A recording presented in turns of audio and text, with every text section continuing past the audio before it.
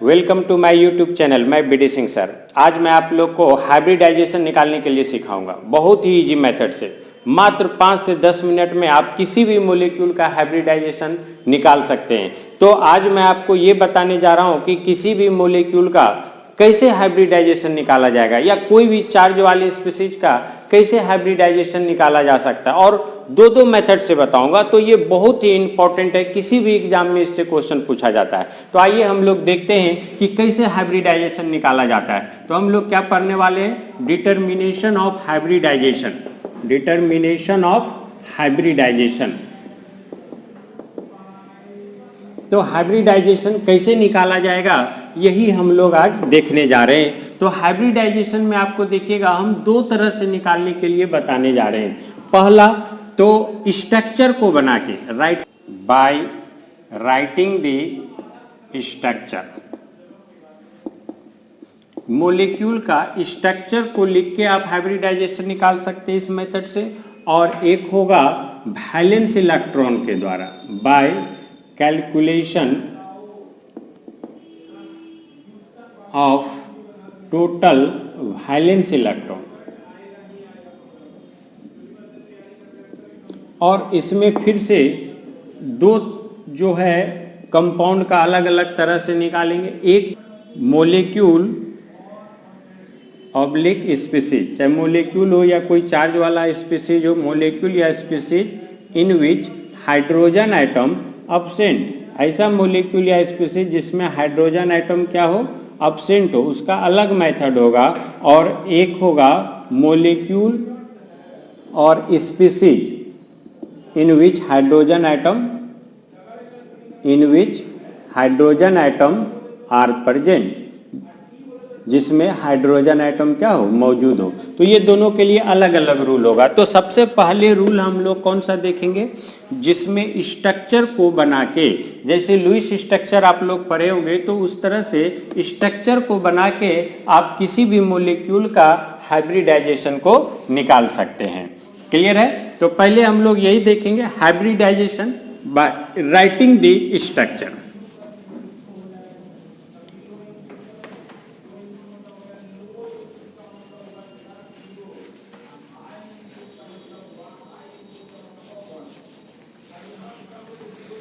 तो आइए, hybridisation by writing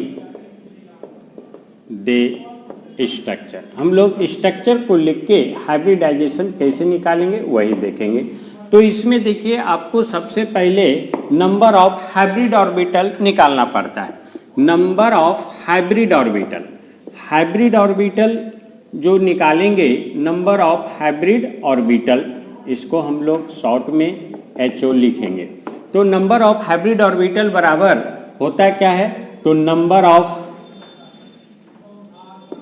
sigma bond. Number of sigma bond, sigma को हम लोग ऐसे डिनोट करेंगे, number of sigma bond plus number of lone pair. Lone pair किसको बोलते हैं? इलेक्ट्रॉन पेयर को। तो नंबर ऑफ लोन पेयर, और ये सब कुछ जो होगा वो अराउंड दी सेंट्रल एटम होगा, सेंट्रल एटम के अराउंड। यहां भी क्या हो जाएगा? Around of central atom. तो इस तरह से हम लोग देखेंगे नंबर ऑफ सिग्मा बॉन्ड, कितना सिग्मा बॉन्ड सेंट्रल एटम के अराउंड है, plus number of lone pair around the central atom. तो फिर हम लोग देखेंगे कि ये नंबर ऑफ हाइब्रिड ऑर्बिटल कहां से लाएंगे। तो जब भी कोई मॉलिक्यूल दे देगा और उससे अगर आप नंबर ऑफ हाइब्रिड ऑर्बिटल निकाल लेते हैं, और अगर नंबर ऑफ हाइब्रिड ऑर्बिटल आपका आ जाए, यहां पर देखेंगे नंबर ऑफ हाइब्रिड ऑर्बिटल अगर आ जाता है आपको 2, तो उसका हाइब्रिडाइजेशन कितना हो जाएगा? तो उसका हाइब्रिडाइजेशन हो जाएगा sp। अगर आपको नंबर ऑफ हाइब्रिड ऑर्बिटल निकालने 3, तो उसका हाइब्रिडाइजेशन हो जाएगा sp2। अगर नंबर ऑफ हाइब्रिड ऑर्बिटल हो जाए 4, तो उसका हाइब्रिडाइजेशन हो जाएगा sp3। ऐसे इनऑर्गेनिक कंपाउंड के लिए एक sp2d भी होता है, जो कि हम इनऑर्गेनिक कंपाउंड में मेनली पढ़ते हैं। ऑर्गेनिक कंपाउंड में हम sp3 के बारे में ही पढ़ते हैं। अगर नंबर ऑफ हाइब्रिड ऑर्बिटल आ जाए 5 तो हम लोग देखेंगे sp3d, अगर आ जाए 6 तो देखेंगे sp3d2, और इसी तरह अगर आ जाए 7 तो हम लोग देखेंगे sp3d3। तो इतना तरह का ही हम लोग हाइब्रिडाइजेशन को देखते हैं, जिसमें इस तरह का हाइब्रिड ऑर्बिटल आपको मिलेगा। तो नंबर ऑफ हाइब्रिड ऑर्बिटल अगर आ जाए बच्चों 2 तो हम लोग क्या देखेंगे, हाइब्रिडाइजेशन जानेंगे, उसका sp है। अगर 3 आ जाए तो sp2 है, अगर 4 आ जाए तो sp3 है, या इनऑर्गेनिक कंपाउंड में sp2d भी होता है कभी कभी। 5 आ जाए तो sp3d, 6 आ जाए तो sp3d2, और 7 आ जाए तो sp3d3। इतना तरह का ही हाइब्रिडाइजेशन हम लोग देखेंगे, जिसमें कोई भी मॉलिक्यूल या स्पीसीज रखता है, चाहे इसमें से कोई ना कोई होगा, इसी में से होगा। तो आइए हम लोग देखते हैं स्ट्रक्चर बना के किसी मॉलिक्यूल का, कि उसका नंबर ऑफ हाइब्रिड ऑर्बिटल क्या होता है, और इसमें से जो आ जाएगा बता देंगे, उसका हाइब्रिडाइजेशन वही होगा। तो आइए, तो जैसे आपको दे दे कोई भी कंपाउंड और या कोई भी स्पीसीज दे दे और बोले कि उसका हाइब्रिडाइजेशन बताइए, तो सबसे पहले आपको उसका स्ट्रक्चर बनाना होगा। तो हम आपको बता चुके हैं कि कहीं भी दो एटम के बीच में अगर कोई भी बॉन्ड रहे तो उसको हम लोग क्या कहते हैं, अगर सिंगल बॉन्ड रहे तो सिग्मा, और अगर डबल बॉन्ड रहे तो 1 सिग्मा 1 पाई, और ट्रिपल बॉन्ड रहे तो क्या होगा 1 सिग्मा 2 पाई। देखिए यहाँ पर बता दें कि अगर किसी भी दो एटम के बीच में सिंगल बॉन्ड हो तो वो हमेशा कैसा बॉन्ड होता है, सिग्मा बॉन्ड होता है। अगर दो एटम के बीच में डबल बॉन्ड हो तो 1 सिग्मा कोई भी और 1 पाई होता है, और अगर ट्रिपल बॉन्ड हो तो 1 सिग्मा एंड 2 पाई, कोई भी आप इसमें 1 सिग्मा और रेस्ट 2 पाई को मान सकते हैं। तो इस तरह से आपको काउंट करना है। तो जैसे आपको दे दे CO2 कि इसमें हाइब्रिडाइजेशन क्या होगा, तो पहले आपको स्ट्रक्चर बनाना होगा। लुईस स्ट्रक्चर के मदद से बना सकते हैं। वैलेंस इलेक्ट्रॉन देंगे, कार्बन का वैलेंस इलेक्ट्रॉन कितना होता है 4, ऑक्सीजन का कितना होता है 6। तो इस तरह से आप पहले स्ट्रक्चर बना लेंगे, देखिए, और फिर यहां पर आप बॉन्ड बना लीजिए। और अगर डायरेक्ट जानते हैं तो इस तरह से बॉन्ड आप डायरेक्ट भी इस तरह से स्ट्रक्चर आप CO2 का बना सकते हैं। ठीक है, यहां पर आप देखिएगा, पता होगा प्रत्येक एटम अपने वैलेंस शेल में 8 इलेक्ट्रॉन रखता है, 8 इलेक्ट्रॉन है।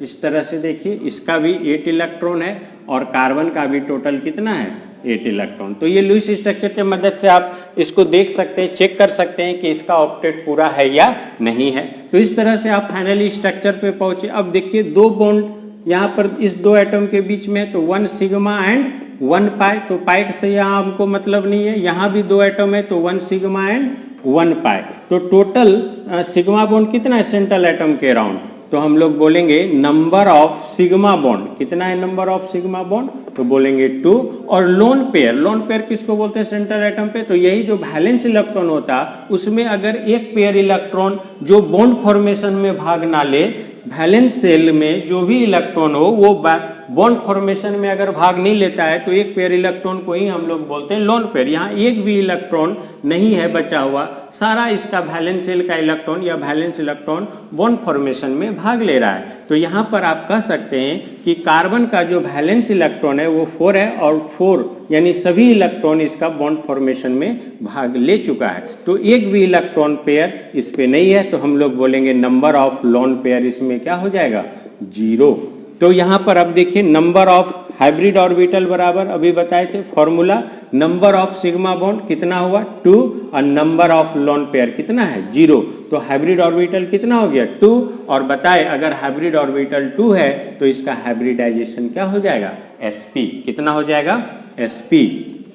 फिर देखेंगे, अगर आपको इसमें दे दे किसी का भी हाइब्रिडाइजेशन, जैसे NH3 का दे दे, अब बोले इसका हाइब्रिडाइजेशन निकालिए, तो आप इसका स्ट्रक्चर बनाएंगे। नाइट्रोजन का वैलेंस इलेक्ट्रॉन कितना होता है 5, तो इसमें देखिए ये 3 हाइड्रोजन के साथ ये बॉन्ड बना लेगा, इसका 3 वैलेंस इलेक्ट्रॉन नाइट्रोजन का, और यहाँ पर एक पेयर इलेक्ट्रॉन इसका बॉन्ड फॉर्मेशन में भाग नहीं लेगा। इसी इलेक्ट्रॉन पेयर को हम लोग यहाँ पर क्या बोलेंगे, लोन पेयर। तो यहाँ पर नाइट्रोजन पे यानी सेंट्रल एटम पे कितना लोन पेयर हुआ, 1, और टोटल सिग्मा बॉन्ड कितना हुआ, 3। तो यहाँ पर अब हम लोग नंबर ऑफ हाइब्रिड ऑर्बिटल अगर इसके लिए देखेंगे तो नंबर ऑफ हाइब्रिड ऑर्बिटल कितना हो जाएगा, तो नंबर ऑफ सिग्मा बॉन्ड 3 और लोन पेयर 1, तो total number of hybrid orbital कितना हो गया, 4। और अगर किसी का हाइब्रिड ऑर्बिटल 4 है तो उसका हाइब्रिडाइजेशन कितना हो जाएगा, sp3। तो इस तरह से किसी भी मोलिक्यूल का आप हाइब्रिडाइजेशन स्ट्रक्चर लिख के बना सकते हैं। आइए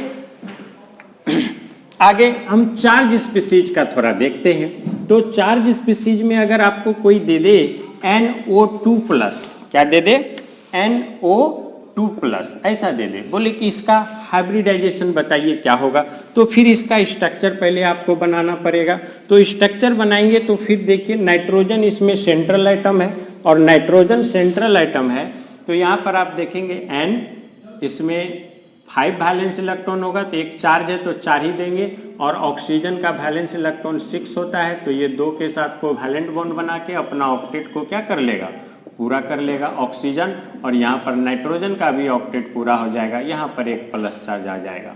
5 होता है, एक इलेक्ट्रॉन निकल गया है तो प्लस चार्ज इस पे आ गया, अब सभी का ऑक्टेट पूरा है। तो यहाँ पर आप सिंपली देखेंगे तो ये स्ट्रक्चर तो यही हो गया आपका NO2+ का। अब सेंट्रल एटम के राउंड कितना सिग्मा बॉन्ड है, एक सिग्मा बॉन्ड इधर, एक सिग्मा बॉन्ड इधर, तो हम लोग बोलेंगे टोटल 2 सिग्मा बॉन्ड है, और लोन पेयर कितना है, 0, तो हम लोग लिखेंगे लोन पेयर इसमें है 0। अब नंबर ऑफ हाइब्रिड ऑर्बिटल आप देखते हैं तो number of hybrid orbital, number of sigma bond plus lone pair कितना हो गया, 2, तो हाइब्रिडाइजेशन इसका फिर कितना हो गया, sp। तो इस तरह से कोई भी मोलिक्यूल दे उसका स्ट्रक्चर लिख के आप हाइब्रिडाइजेशन बना सकते हैं। आप अपने प्रैक्टिस के लिए PCl5, PCl3, H2O इस तरह का मोलिक्यूल का बना के चेक कर लीजिए कि इसका हाइब्रिडाइजेशन क्या होता है। अगर आप इसका हाइब्रिडाइजेशन देखेंगे तो क्या हो जाएगा, sp3d। पहले आप चेक कर ले बना के, उसके बाद आप इसका आगे का हम आंसर बताने जा रहे हैं, जो आंसर देखेंगे पहले आप बना के चेक कर ले। तो आइए अब आप लोग बना चुके होंगे, वीडियो रोक के बनाना है, तो हम अब आगे आंसर बता रहे हैं। sp3d इसका कितना हो जाएगा, तो इसका हम लोग लिखेंगे sp3, और इसका कितना हो जाएगा, ये भी sp3। तो इस तरह से हाइब्रिडाइजेशन ये सब का होगा। उम्मीद है आप लोग से सारा बना होगा। तो जो लोग भी स्ट्रक्चर बनाने के लिए जानते हैं वो इजीली बना सकते हैं। अब हम वैसे लोगों के लिए भी हाइब्रिडाइजेशन निकालने के लिए बताएंगे जो स्ट्रक्चर नहीं बना सकता है, लेकिन बनाना चाहिए, सबको इजी होता है, थोड़ा सा प्रैक्टिस की आवश्यकता होती है।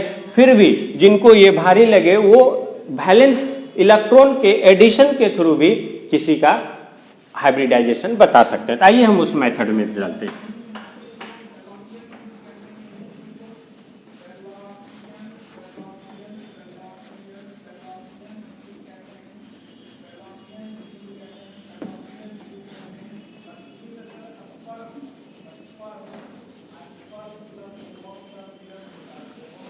तो आइए हम लोग पहले देखेंगे वैसे मोलेक्यूल के लिए हाइब्रिडाइजेशन जिसमें हाइड्रोजन एटम नहीं हो, है ना, मोलेक्यूल या ion in which hydrogen atom absent, जिसमें हाइड्रोजन एटम क्या हो, अब्सेंट हो, उसके लिए हाइब्रिडाइजेशन देखेंगे, है ना। तो यहां उसके लिए आप हाइब्रिडाइजेशन देखते हैं, कुछ रूल आपको, find the total valence electron, total valence electron including charge. सबसे पहले टोटल वैलेंस इलेक्ट्रॉन हम लोग कैलकुलेट करेंगे चार्ज के साथ। फिर दूसरा में हम लोग क्या करेंगे, find out the octet. Octet आपको निकालना है। क्या निकालना है, ऑक्टेट। कैसे ऑक्टेट निकलेगा, तो जो टोटल वैलेंस इलेक्ट्रॉन होगा, टोटल वैलेंस इलेक्ट्रॉन में, टोटल वैलेंस इलेक्ट्रॉन में हम लोग 8 से डिवाइड दे देंगे, इसको हम लोग शॉर्ट में TBE लिखेंगे, तो इसको 8 से डिवाइड दे देंगे, निकल जाएगा आपका क्या, टोटल वैलेंस इलेक्ट्रॉन। क्या निकल जाएगा, टोटल वैलेंस इलेक्ट्रॉन। फिर हम लोग देखेंगे रूल नंबर 3 में, अब जो रिमेनिंग इलेक्ट्रॉन बच जाएगा उससे नंबर ऑफ लोन पेयर निकलेगा। तो find out the number of lone pair.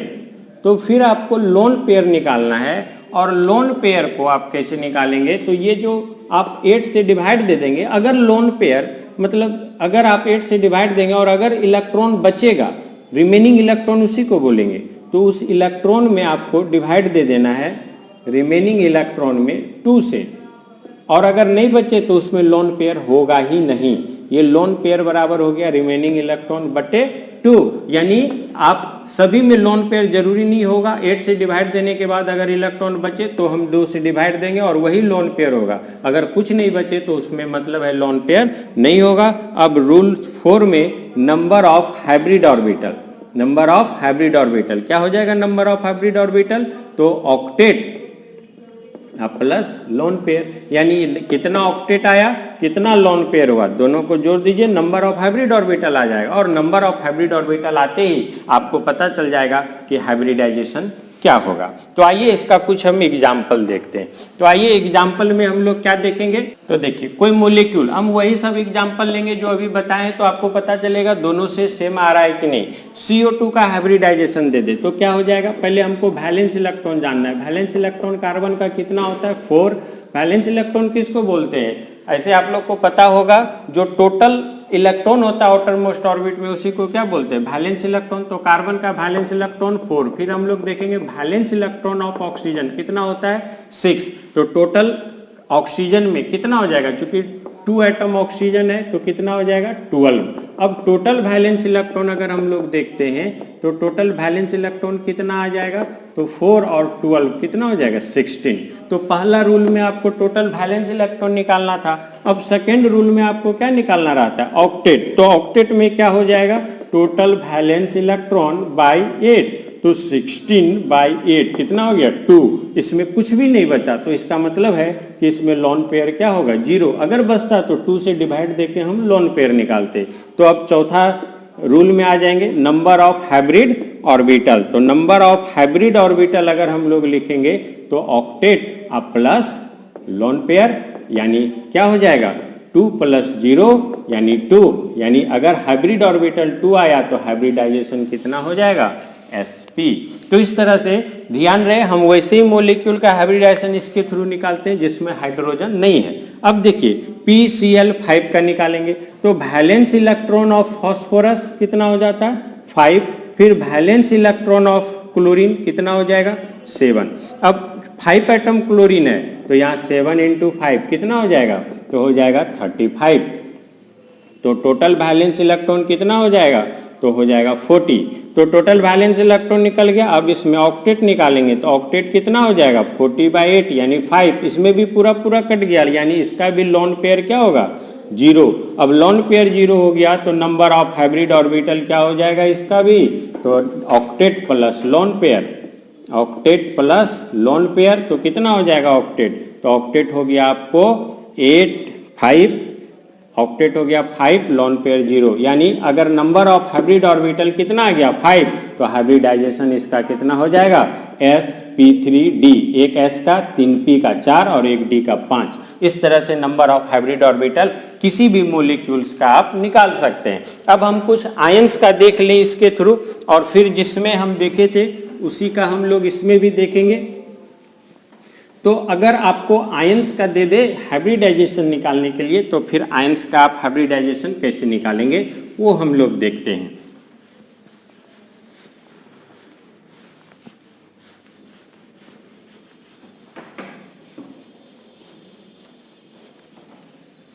तो देखिएगा तो क्या हो जाएगा, अब यहाँ पर हम लोग देखेंगे NO2+ का दे दे, बोलेगा हाइब्रिडाइजेशन निकालिए। तो वैलेंस इलेक्ट्रॉन सबसे पहले आपको जानना जरूरी है, जो कि नाइट्रोजन का 5 और valence electron of oxygen, oxygen का 6। 2 एटम ऑक्सीजन है तो 6 × 2 कितना हो जाएगा 12।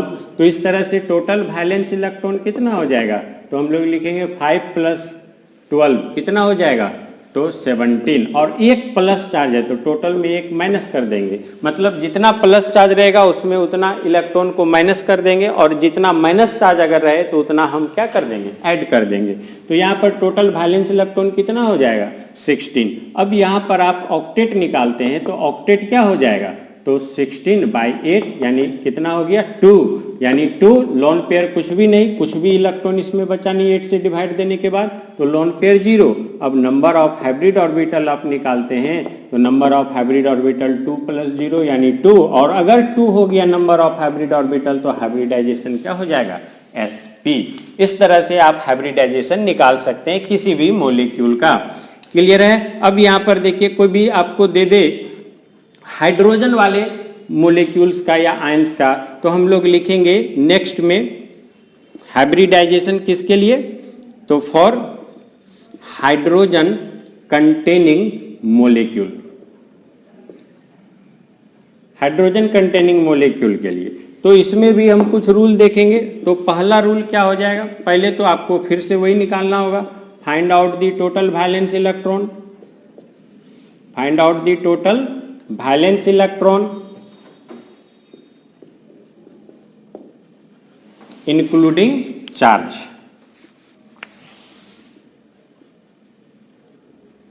टोटल वैलेंस इलेक्ट्रॉन निकालना है चार्ज के साथ। सेकेंड में इस बार आपको डुएट निकालना है, find the number of octet duet, octet duet मतलब चूंकि हाइड्रोजन अपने वैलेंस शेल में 2 ही इलेक्ट्रॉन रखता है, इसीलिए इसमें टोटल वैलेंस इलेक्ट्रॉन से हमको किस में डिवाइड देना होता है, 2 से। इसी को हम लोग बोलेंगे ऑक्टेट डुएट। और रूल 3 में हम लोग देखेंगे अब नंबर ऑफ हाइब्रिड, इसमें लोन पेयर निकालने की आवश्यकता नहीं है, तो नंबर ऑफ हाइब्रिड ऑर्बिटल। अब इसमें नंबर ऑफ हाइब्रिड ऑर्बिटल सिर्फ नंबर ऑफ ऑक्टेट डुएट से ही निकल जाएगा, नंबर ऑफ ऑक्टेट डुएट इसी से निकल जाएगा। तो जितना नंबर ऑफ ऑक्टेट डुएट रहेगा वही इसका नंबर ऑफ हाइब्रिड ऑर्बिटल होगा और उसी से निकल जाएगा इसका हाइब्रिडाइजेशन। तो आइए हम कुछ एग्जाम्पल देखते हैं इसका। तो एग्जाम्पल में क्या देखेंगे, जैसे आपको दे दे NH3 तो इसका क्या हो जाएगा, तो इसका देखिए वैलेंस इलेक्ट्रॉन ऑफ नाइट्रोजन जो होगा वो कितना हो जाएगा, 5, और फिर वैलेंस इलेक्ट्रॉन ऑफ हाइड्रोजन कितना हो जाएगा, 1। तो देखिए टोटल वैलेंस इलेक्ट्रॉन यानी 1, 3 एटम हाइड्रोजन है तो 3 हो जाएगा, तो टोटल वैलेंस इलेक्ट्रॉन कितना हो जाएगा, 8। टोटल वैलेंस इलेक्ट्रॉन कितना हो जाएगा, 8। तो इसमें अब टोटल वैलेंस इलेक्ट्रॉन 8 हो गया तो इसका ऑक्टेट डुएट निकालिए। ऑक्टेट डुएट दूसरा रूल में तो 2 से डिवाइड देते हैं, 2, टोटल नंबर कितना हो गया, 4। तो इसमें लोन पेयर होगा नहीं, तो जो नंबर ऑफ ऑक्टेट डुएट होता है वही हाइब्रिड ऑर्बिटल का नंबर होता है। तो हम लोग लिखेंगे नंबर ऑफ हाइब्रिड ऑर्बिटल कितना हो गया, 4। इसका मतलब है हाइब्रिडाइजेशन इसका कितना हो जाएगा, sp3। क्लियर है। अगर आपको दे दे CH4+, ये CH3+ आयन, बोले कि इसका हाइब्रिडाइजेशन निकालिए, तो क्या हो जाएगा हाइब्रिडाइजेशन इसका, तो वैलेंस इलेक्ट्रॉन कार्बन का कितना हो जाएगा, पहले भी बताएं 4, और हाइड्रोजन का कितना हो जाएगा, तो 1। टोटल हाइड्रोजन एटम कितना है, 3, तो हो जाएगा 3। अब टोटल वैलेंस इलेक्ट्रॉन निकालेंगे तो 4 + 3 7, अब माइनस कितना हो जाएगा, 1, चूंकि एक प्लस चार्ज है तो यहाँ पर कितना हो गया, 6। अब ऑक्टेट डुएट निकालें तो ऑक्टेट डुएट में 6 से हम 2 से डिवाइड दे देंगे, कितना हो जाएगा, 3।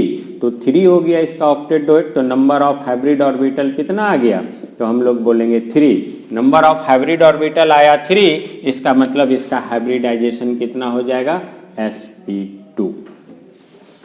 क्लियर है। तो इस तरह से कोई भी मोलिक्यूल का आपको देगा तो आप इजिली हाइब्रिडाइजेशन निकाल सकते हैं, चाहे 11th में हो, 12th में हो, मेडिकल यानी नीट का प्रिपरेशन करते हो या IIT में एडवांस का करते हो, कहीं ना कहीं इससे रिलेटेड या डायरेक्ट क्वेश्चन रहता है, आप इजीली बना सकते हैं। तो कुछ हम आपको क्वेश्चन दे देते हैं जो कि आप बना सकते हैं, बना के चेक कर सकते हैं और फिर हम उसका आंसर भी बता देंगे। आप पहले वीडियो को पॉज करके आप पहले क्वेश्चन बना लें और फिर उसका आंसर आप मिला लीजिएगा। तो आइए हम कुछ क्वेश्चन दे देते हैं आपको। आप उसको बना के चेक कर सकते हैं। और वीडियो कैसा लगा फिर आप बता भी सकते हैं कि कैसा लगा या कुछ और इसमें इम्प्रूव करने की आवश्यकता है। तो आइए कुछ मॉलिक्यूल ले लेते हैं, जैसे CH2, CO3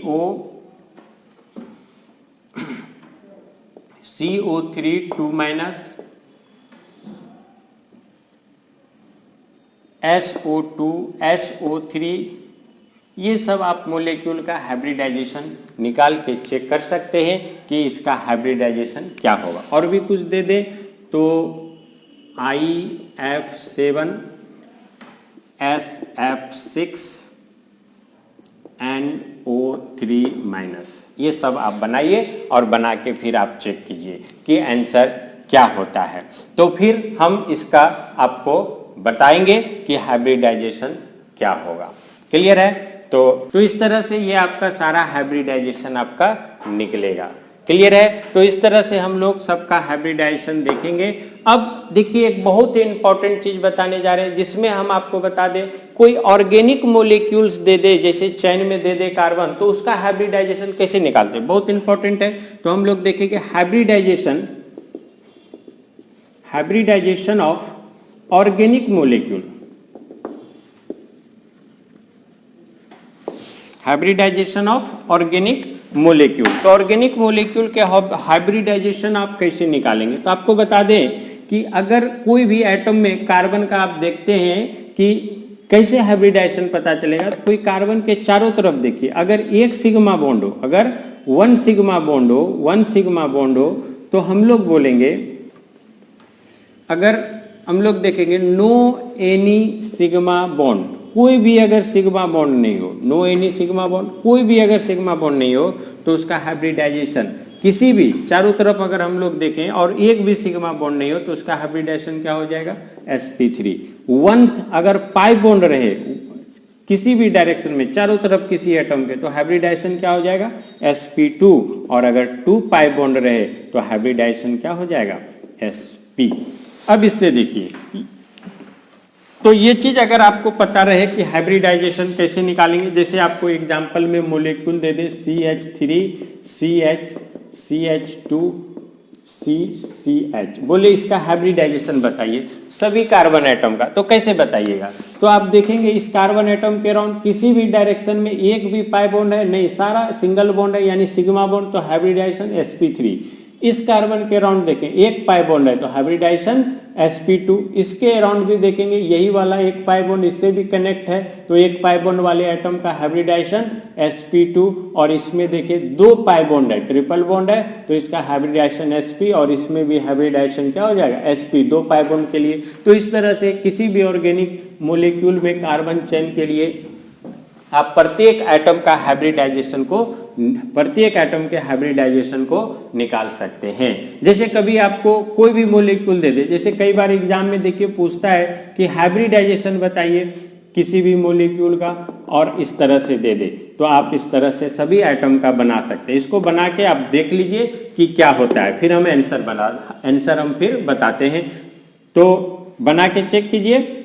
और अब हम बता दें इसका sp3, sp2 और फिर sp2, ये हाइब्रिडाइजेशन होता है। कई बार देखिए नीट में पूछता है, आपको दे देगा कि बताइए हाइब्रिडाइजेशन फर्स्ट एटम और सेकेंड एटम का हाइब्रिडाइजेशन बताइए, फर्स्ट एटम और सेकेंड एटम का।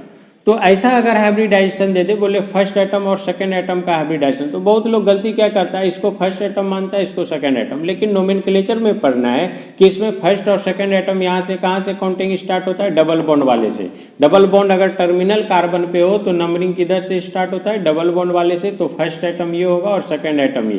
तो ऑप्शन में sp भी दे देता है और sp2 भी दे देता है। तो फर्स्ट एटम यही हो जाएगा, और फर्स्ट एटम का हाइब्रिडाइजेशन क्या हो जाता है? sp2, और सेकेंड एटम का भी हाइब्रिडाइजेशन क्या हो जाएगा? sp2। तो कभी भी दे दे इस तरह से तो आप हाइब्रिडाइजेशन बता सकते हैं, ये ना कि ये sp होगा, बशर्ते कि sp2 और sp2 हाइब्रिडाइजेशन होगा। तो इस तरह से किसी भी मॉलिक्यूल का आप हाइब्रिडाइजेशन निकाल सकते हैं। देखिए आईटी में एक बार क्वेश्चन पूछा है, लोन पेयर बताइए कि लोन पेयर क्या होगा, किसका लोन पेयर? तो कोई आपको मॉलिक्यूल दे दे, जैसे आपको मॉलिक्यूल दे देता है कोई कि उसमें लोन पेयर टोटल कितना है। तो लोन पेयर टोटल कितना है कैसे निकालिएगा, तो आपको कोई मोलिक्यूल दे दे जैसे XeOF4, बोले इसका लोन पेयर बताइए। क्या बताना है, नंबर ऑफ लोन पेयर। तो कैसे बताइएगा नंबर ऑफ लोन पेयर इसमें, तो आपको बस टोटल वैलेंस इलेक्ट्रॉन कैलकुलेट करना है, उसमें ऑक्टेट निकालना है, लोन पेयर अपने आप निकल जाएगा। तो आप इसका टोटल वैलेंस इलेक्ट्रॉन निकालिए कितना हो जाएगा। तो ये जेनोन है, जेनोन का वैलेंस इलेक्ट्रॉन कितना होता है, तो हम लोग लिखेंगे वैलेंस इलेक्ट्रॉन ऑफ जेनोन कितना हो जाएगा 8, वैलेंस इलेक्ट्रॉन ऑफ ऑक्सीजन कितना हो जाएगा 6, अब वैलेंस इलेक्ट्रॉन ऑफ फ्लोरीन कितना हो जाएगा 7, और 4 एटम है तो 7 × 4 यानी 28। अब आप टोटल वैलेंस इलेक्ट्रॉन देखिएगा, 8 + 6 + 28, तो टोटल कितना आ जाएगा, तो टोटल आ जाएगा 42। तो 42 आ जाएगा। अब आप इसका ऑक्टेट निकाल दीजिए, क्या निकाल दीजिए, ऑक्टेट। तो ऑक्टेट निकालते हैं तो ऑक्टेट बराबर क्या हो जाएगा 42/8 यानी कितना हो गया, तो 5 से तो 40 हो गया, 2 रिमेनिंग इलेक्ट्रॉन बच गया। अब यही रिमेनिंग इलेक्ट्रॉन को हम 2 से डिवाइड देते हैं और इसी को बोलते हैं लोन पेयर। तो ये तो ऑक्टेट 5 और ये लोन पेयर कितना हो गया 1, तो लोन पेयर यहाँ पर 2 से 2 को डिवाइड देंगे तो लोन पेयर कितना हो जाएगा 1। तो यानी इस मोलिक्यूल में सेंट्रल एटम पे लोन पेयर कितना है 1। तो इस तरह से अगर आपको एग्जाम में पूछ दे तो आप इजिली ये सब मेथड से लोन पेयर, हाइब्रिडाइजेशन या उसका शेप के थ्रू हाइब्रिडाइजेशन या लोन पेयर निकाल सकते हैं। तो आप बताइएगा कि कैसा लगा आज का क्लास, तो फिर आगे और वीडियो डालेंगे। Thank you for watching.